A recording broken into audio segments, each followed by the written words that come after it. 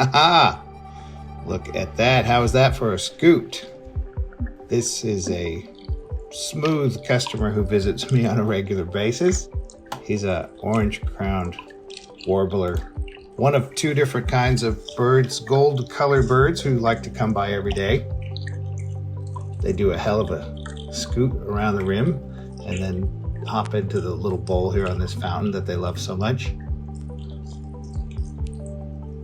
Those orange feathers you can start to see, and we'll see more as he gets soaked, can be really hard to detect when he's not soaking wet or when the wind's not blowing.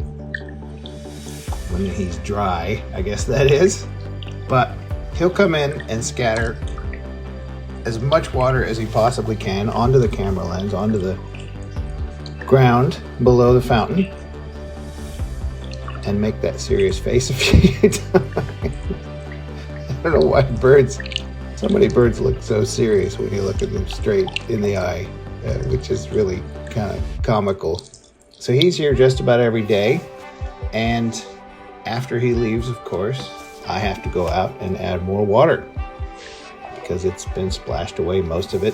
You'll see this bird in the western US and practically all of Canada in the summertime.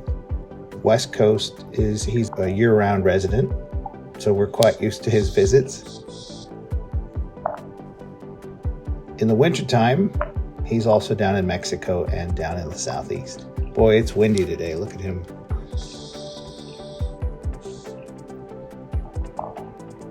Looking around, taking off.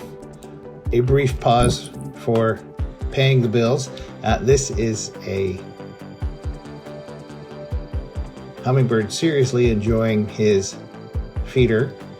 I get that from company BBPECO are the letters in their name. You can find, this is a smart camera, so that films him while he eats and then sends the film to your phone. It also has a sensor inside that tells you if the food has gone bad or if the food has run low. It's quite something. I'll put a link to it. Okay, switching to a new bird. This one, of course, is the lesser goldfinch. There's three kinds of goldfinch in the US, the American goldfinch and the American goldfinch you find nationwide. I'm sure all of you have seen that. And then the Lawrence's goldfinch, who spends most of his time in California. This one's lesser because he's a little bit smaller. There's the female chasing off the other female. A lot of competition for fresh water.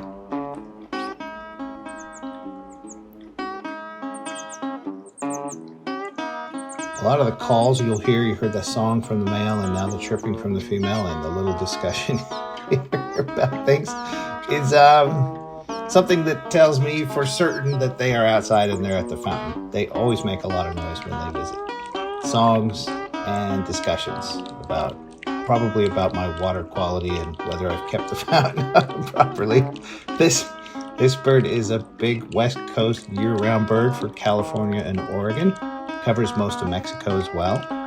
You can find them as far south as Peru and Colombia, actually. Okay, here's the Orangecrowned Warbler back for another shot. I wonder how soaked he's gonna get. It kind of changes. Sometimes he goes for the full dip, and sometimes it's just a quick visit, a couple flips, and he's on his way. When these birds nest, they return year after year to the same spot, and when he arrives at the spot, he will start singing to establish his territory. The nest is usually on the ground, protected by overhanging plants, or like in a small depression on a steep bank. Kind of safe, not that safe. They can also sometimes nest in low shrubby bushes or trees. The female builds the nest. She'll use any material for the outside, but then on the inside it's all soft dry grass, animal hair lining the inside.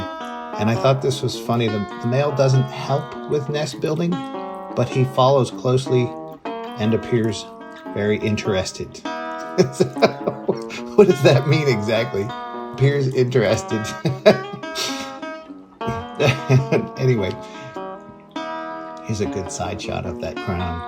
I was watching something from the Audubon and they said, you'll rarely see the orange crown on this bird. And I thought, well, yeah, I see it every day.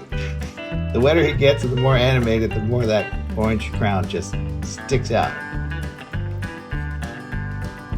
I suppose when he's dry and being very demure and ready for dinner, he's not quite as orange on the top.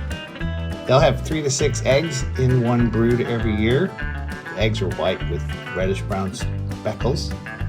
Mom will incubate them for a couple weeks, and Dad will show up to feed the chicks. So he does, let's give him a little tiny bit of credit. And they'll also feed the chicks for about 2 weeks while the birds are still poor flyers. And even when they leave the nest, the parents will keep coming back until they're sure that the birds are good to go on their own.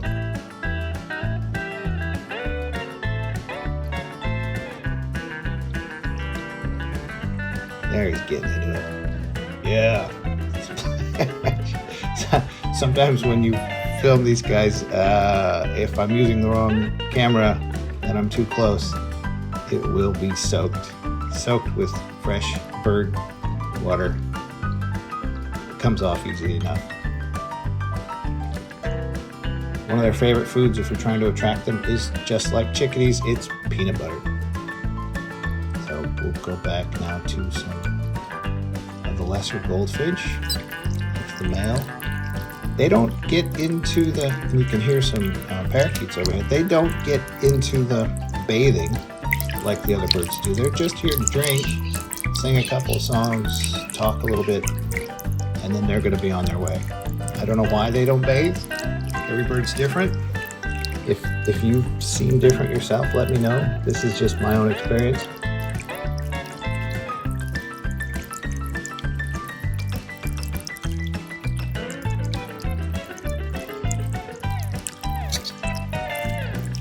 There's the song. These beauties have 2 or 3 broods a year, and to attract a mate, the male will feed the female, he will sing to her, and he'll perform flight displays with his wings and tail spread out.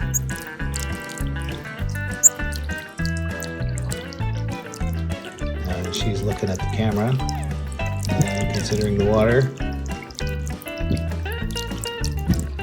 You're safe. Go ahead.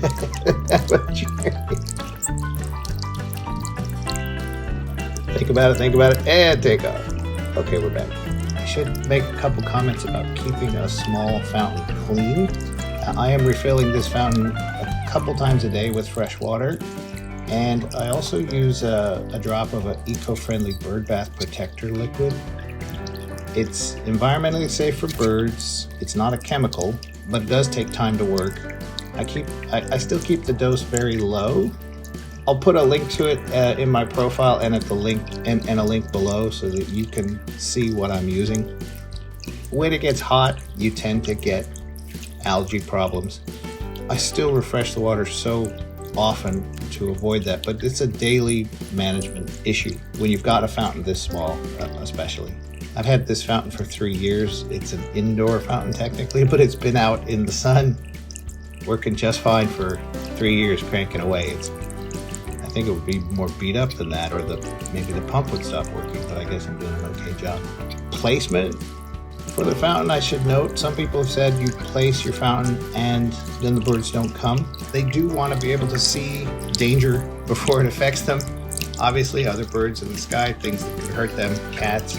So I'm high up and safe from predators, but at the same time, you don't want the fountain completely isolated. It's good to have that bougainvillea nearby, any bushy tree nearby with lots of perches and places to hide. Will really increase the chances that birds visit, which is what we're going for, right? So enjoy. Good luck. Thanks for watching.